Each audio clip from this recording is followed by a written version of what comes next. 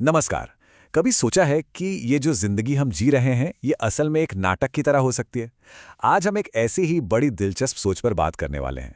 एक ऐसा नजरिया जो कहता है कि ये पूरी दुनिया ये एक कभी न खत्म होने वाला ड्रामा है। एक ऐसी कहानी जो ठीक हर 5000 साल में हूबहू खुद को दोहराती है। और कमाल की बात यह है कि इसमें हम सब मतलब हर एक आत्मा का किरदार पहले से ही तय है। तो चलिए सीधे मुद्दे पर आते हैं और एक सवाल से शुरुआत करते हैं। इस पूरे ब्रह्मांड का सबसे बड़ा, सबसे अद्भुत रहस्य क्या हो सकता है? देखिए, इस नजरिए के हिसाब से इसका जवाब हमारी पहचान और हमारे यहाँ होने के मकसद को पूरी तरह से बदल सकता है। तो इसका जो मूल विचार है वो ये है कि हमारी जिंदगी एक पहले से लिखी हुई, कभी ना खत्म होने वाली स्क्रिप्ट है। हर घटना, हर किरदार, हर एक बातचीत, सब कुछ पहले से तय है। जैसा कि कहा गया है, जो कुछ भी होता है वो नथिंग न्यू है, मतलब कुछ भी नया नहीं है। अच्छा, इस कमाल के विचार को ठीक से समझने के लिए हम इसे 5 हिस्सों में देखेंगे। पहले इस ब्रह्मांडीय नाटक के नियम समझेंगे, फिर आत्मा के सफर को जानेंगे, इसके बाद एक दिव्य मदद की बात करेंगे, फिर एक अंदर की लड़ाई को समझेंगे और आखिर में देखेंगे कि इसका इनाम क्या मिलता है। तो चलिए शुरू करते हैं। जरा सोचिए कि ये पूरा नाटक समय के एक ऐसे मंच पर खेला जा रहा है जो ठीक 5000 साल तक चलता है। और मजे की बात यह है कि सिर्फ एक बार नहीं होता। ये चक्र हमेशा से बिल्कुल एक जैसा, बिना एक सेकंड के भी फर्क के खुद को दोहराता आ रहा है।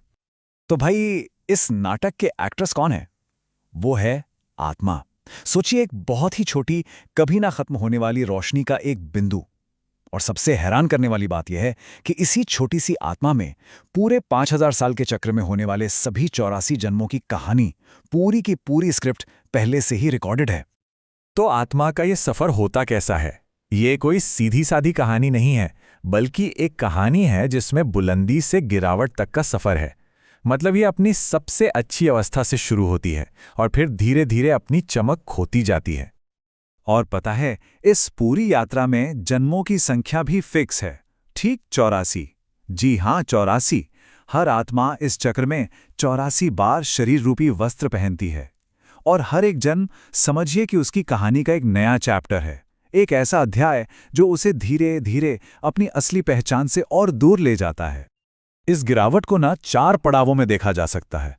आत्मा अपना सफर सतो प्रधान अवस्था से शुरू करती है, यानी एकदम शुद्ध सोने की तरह, पवित्र और शक्तिशाली। फिर धीरे धीरे वो सतो, रजो और आखिर में तमो प्रधान अवस्था तक पहुंच जाती है, जो जंग लगे लोहे की तरह है, एकदम अशुद्ध और शक्तिहीन। और आत्मा की ये जो अंदरूनी गिरावट है वो बाहरी दुनिया में भी साफ साफ दिखती है।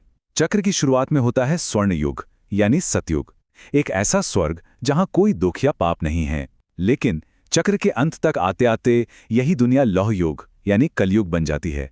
एक ऐसी दुनिया जिसे दुखों का नर्क कहा गया है, जो परेशानियों से भरी हुई है। लेकिन जब आत्मा और दुनिया अपनी सबसे बुरी हालत में पहुंच जाते हैं, तभी इस नाटक में एक बहुत बड़ा ट्विस्ट आता है। ये वक्त होता है एक दिव्य शक्ति के आने का, जिसे पिता की वापसी कहा गया है। और देखिए, ये कोई अचानक होने वाली घटना नहीं है, ये भी ड्रामा का ही एक हिस्सा है। जब आत्माएं पूरी तरह से अपनी चमक खो देती हैं या कहें कि तमोप्रधान हो जाती हैं, तो पिता का आना उनकी पहले से लिखी हुई भूमिका है। वो भी इस कभी ना बदलने वाली कहानी का एक हिस्सा है। यहाँ एक बात समझना जरूरी है, पिता की भूमिका दुनिया बनाने या फैसला सुनाने की नहीं है, बल्कि एक टीचर की है। वो आत्माओं को वो ज्ञान देने आते हैं जिससे वे अपनी खोई हुई पवित्रता और शक्ति वापस पा सकें। ये सब अपनी असली पहचान को याद करने और फिर से वैसा बनने के बारे में है। तो सवाल ये उठता है कि आत्मा ये बदलाव लाती कैसे है? ये कोई बाहरी लड़ाई नहीं है, बल्कि एक अंदर की जंग है।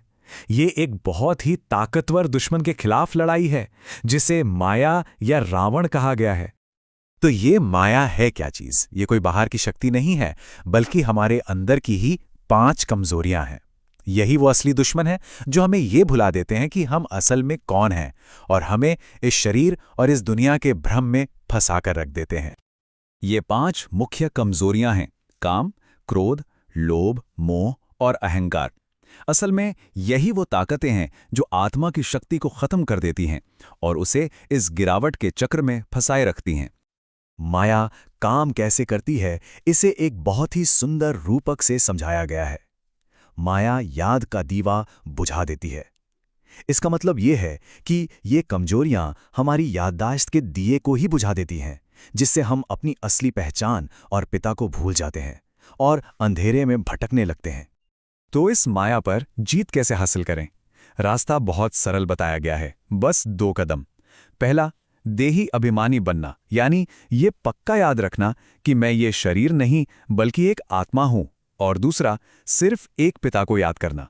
बस यही वो याद की यात्रा है जो आत्मा को फिर से उसकी खोई हुई शक्ति दिलाती है। तो आखिर में इस अंदर की जंग को जीतने का इनाम क्या है? ये सिर्फ अपनी शांति पाने तक सीमित नहीं है, बल्कि इससे कहीं ज्यादा बड़ा है।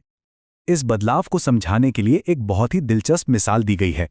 जो आत्माएं कलयुग के अंत में कौड़ियों के बराबर थीं, मतलब जिनकी कोई कीमत नहीं थी, वो इस ज्ञान और याद से हीरे की तरह अनमोल बन जाती हैं।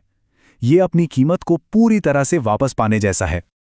और सबसे बड़ा इनाम वो सिर्फ स्वर्ग का हिस्सा बनना नहीं है, बल्कि उस स्वर्ग के आने वाले स्वर्ण युग के मालिक बनना है। जो इस रास्ते पर चलते हैं वे नई दुनिया के राजा और रानी बनते हैं और इस 5000 साल के चक्र को एक बार फिर से उसकी पूरी शान के साथ शुरू करते हैं। तो देखिए, घूम फिर के हम वहीं आ गए जहां से हमने शुरू किया था, एक अनंत पहले से लिखा हुआ नाटक। अब अगर ये बात सच है कि ये पूरी कहानी पहले से तय है और हमेशा हमेशा चलती रहेगी, तो ये एक बहुत ही गहरा सवाल खड़ा करती है ना, कि इस इतने बड़े कॉस्मिक स्टेज पर हमारा रोल क्या है और हम अपना पार्ट निभा कैसे रहे हैं। ये एक ऐसा सवाल है जो सच में सोचने पर मजबूर कर देता है।